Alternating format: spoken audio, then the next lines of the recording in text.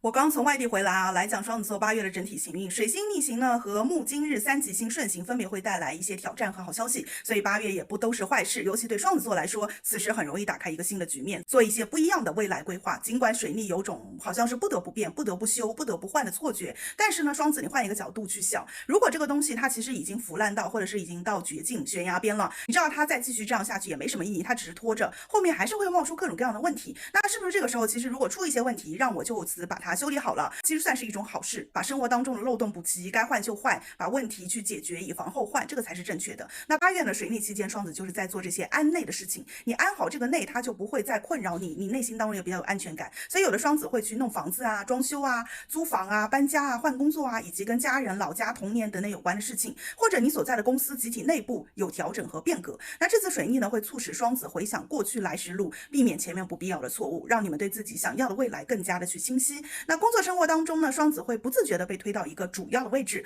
比如说上头不给力，结果呢让你去主推或者主负责什么事情，或者呢你此时需要非常强势的去把控你的生命当中每件事，从一种默默无闻啊、休息的一个状态啊，或者被忽略的状态，突然回归，受到很多的关注，或者双子因为崩到了一个临界点，变得非常的愤怒，脾气大爆，不再隐忍，尤其是中旬时颠，火木合相在一宫，容易会有以双子为主，或者是对你很重要的交谈啦、学东西啊，或者是考试，你需要对很多东西更加有责任心，因为这份责任心会决定事情结果往哪个方向去走。那受到水逆的影响呢，8月双子也需要注意啊，容易跟人翻旧账、掰扯从前，或者是辩论争论，人际的沟通其实不算是太愉悦，但是呢，你又不得不做，因为你被推到了那个位置，或者是别人集中火力在跟你争什么东西，所以这个时候呢，也是需要去小心的。那此时呢，金星这颗吉星是在4宫，也是在提醒双子你要认清谁是自己人，认清自己内心的声音，或者说和人沟通的时候可以多谈一些感情，拉近彼此的距离，会取得更加的一个效果。那8月呢，整体双子的生活当中，其实有很多东西都是在更替变换，容易有地点啊、岗位啊、领域的一些变动，比如说差旅啦、培训啊、集训啊、回乡啊、创业啊、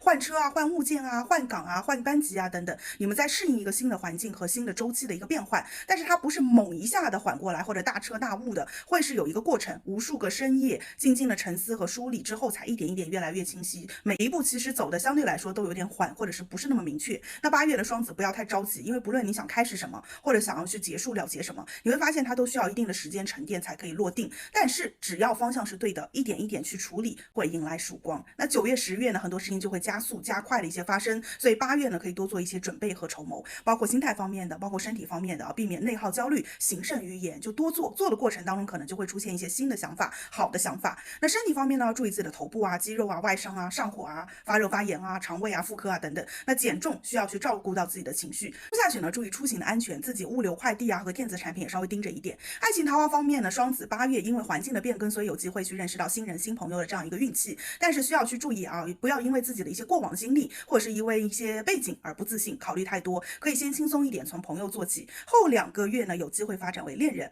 有伴侣家庭的双子8月需要注意吵架，刚说了会翻以前的事情，而可能会闹翻，尤其注意和双方家人有关的一些事，或者房子有关的事。那桃花可能会来自于原本就认识的人，或者是同个地方的，彼此有相似背景的经历，或者是经人介绍，比如说对方和你的家人认识，以及通过传统的这种相亲的一种形式。那祝双子座8月回望来时的路，看清脚下的路，坚定前行的路，加油好运啦！我是艾达范老师，用星座和心理学一起更好的指导自身生活，拜拜。